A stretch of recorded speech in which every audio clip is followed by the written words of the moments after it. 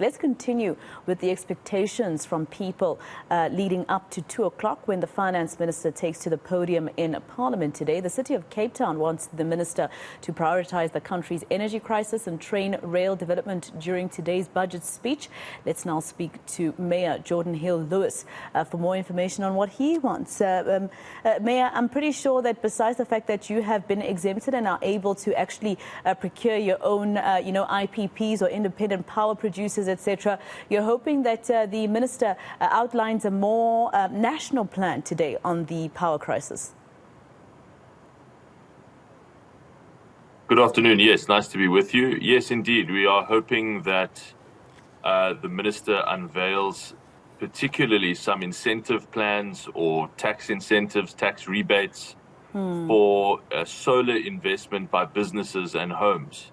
That would be one of the fastest ways to get demand off of Eskom's grid and help us stop load shedding if we had a massive investment boom across the country in solar power on business roofs and home roofs. So we're really hoping for some good news in that regard. There was a hint in the State of the Nation speech, you may recall, about this.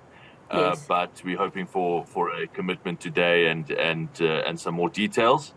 And then, of course, we keep coming back to the issue of rail devolution as well. We want to see that program funded and pressing ahead rather than stuck in the station. Of course, the president did say that he expects the rolling, giving people solar power and solar panels, and that the rollout would happen soon. But of course, it's the finance minister's job to see if that wish list from the State of the Nation address can actually be funded. What do you think, Mr. Hill-Lewis, looking at the fact that we have international problems internationally that are affecting us, and we also have domestic issues that are affecting us? Do you think that the finance minister will be able to give the green light to households getting those solar panels as soon as the president wants? I do think that he can, and I do think that he must, because it's far quicker than waiting to build enormous power stations or waiting to go through all of the processes to get power ships here and whatever. If you just let hundreds of thousands of businesses build or install solar panels and hundreds of thousands of homes do that and actually help them to do that with incentives and tax write-offs and so on, you're going to add more power to the grid than any other long-term solution to load shedding. And more importantly, if you look at what stage 6 today, we don't know how long it will remain, but indefinitely, how much that is costing our economy, it is billions, tens of billions, probably hundreds of billions.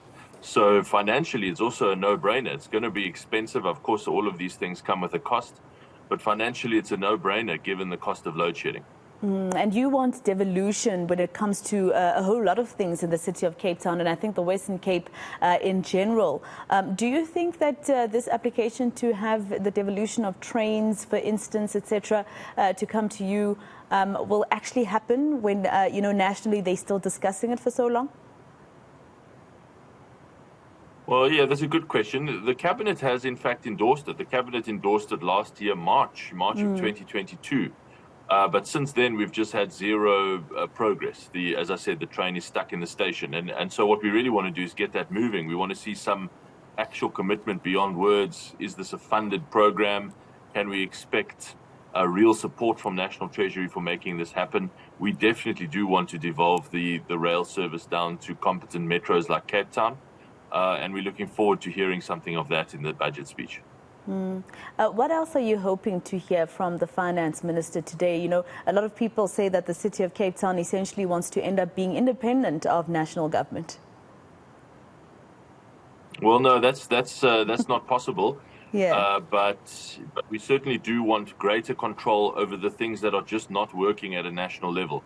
Trains are not working. Policing is not working. We saw that in the crime statistics last week again. And so energy is not working. Okay, we have already got permission now to do our own thing on energy, but we need permission to do more of our own thing on those other areas as well, so that we can get on and fix these things. We don't have to have this old-fashioned, outdated model of this everything controlled centrally, everything run from Pretoria. It's just not working anymore. We've got to decentralize. And of course, Cape Town being, one of the cities in the continent that has, a good economy at the moment, I'm sure you'd want the minister to ensure that you are able to at least keep that position. Exactly right. We should all be keen to do that. It's not about being number one. It's nice to win, but it's not just about having a badge. It's about getting people out of poverty. People are getting poorer every day in South Africa. The life is not getting better. Life is getting harder in this country, and that should give us all serious cause for concern. We have to turn that around. We will only turn that around when we end the energy crisis. And that is why we are so keen to see those incentives to help end that energy crisis as quickly as possible.